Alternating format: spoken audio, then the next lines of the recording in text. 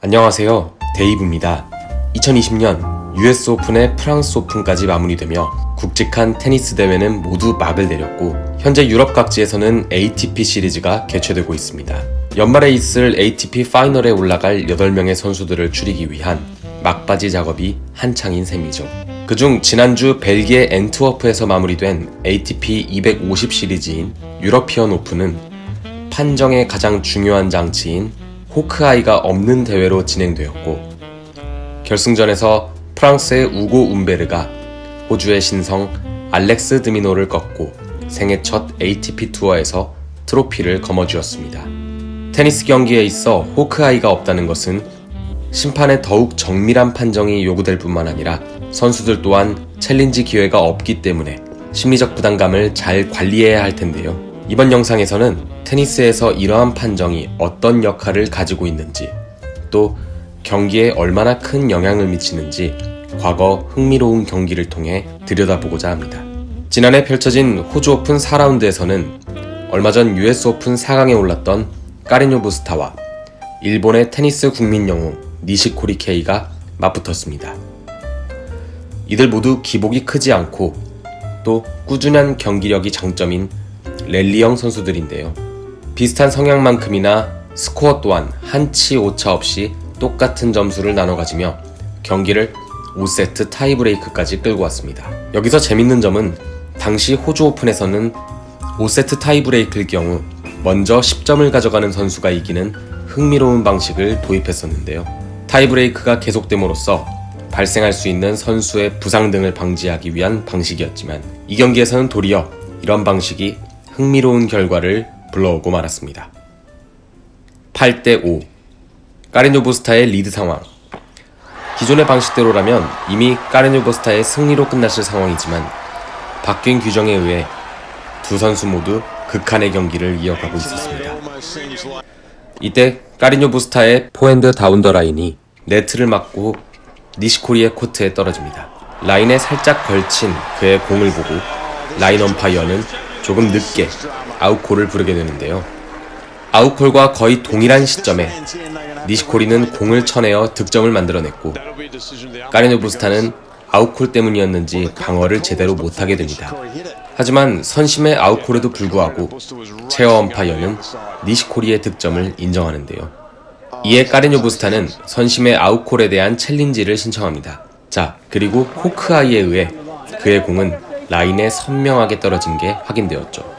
규정대로라면 까리뇨 부스타는 선심의 잘못된 콜에 이의를 제기했으니 결과를 번복하고 해당 점수에 대한 리플레이를 할 수 있었죠.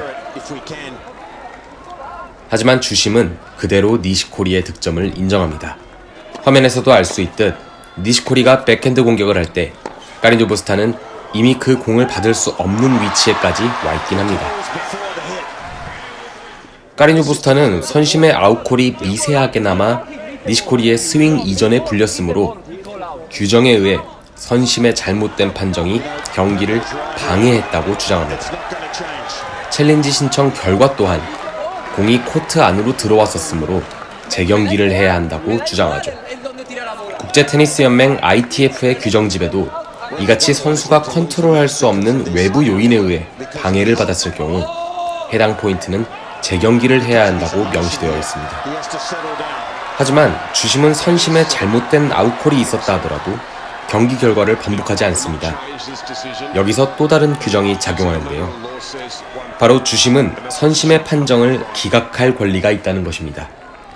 잘못된 판정이었든 아니었든 선심의 아웃콜에 대해 주심은 해당 판정을 기각했고 그렇다면 까리뇨 부스타의 공에 대한 니시코리의 반격 또한 정상적인 행위인 셈이죠. 짧은 시간 동안 챌린지, 방해, 그리고 기각이라는 세 가지 명문화된 규정이 작용한 이 포인트에 까리뇨 부스타는 평정심을 잃게 됩니다. 8대5로 리드하던 경기였기 때문에 그 타격은 더욱 회복하기 어려웠죠. 이후 그는 니시코리에게 내리 5포인트를 내주며 패배하게 되는데요. 현재 해설자들은 니시코리의 흔들리지 않는 정신력을 칭찬하고 있었지만 까리뇨 부스타는 망쳐버린 경기 결과가 너무 분했나 봅니다. 심판에게 고함을 지르며 급기야는 코트 바닥에 가방을 내동댕이 치는 부끄러운 장면을 보이게 된 것이죠.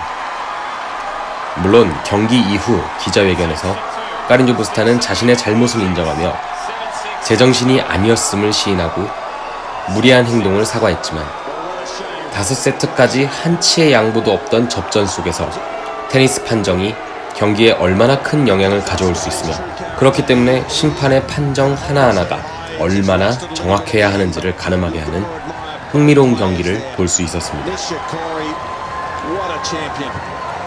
이번 유러피언 오픈에서도 호크아이라는 고도의 장비 없이 오직 심판의 두 눈과 판단으로만 진행되는 테니스 경기는 오히려 얼마나 테니스 규정과 심판의 역할이 큰 부분을 담당하고 있는지 알 수 있을 것 같습니다.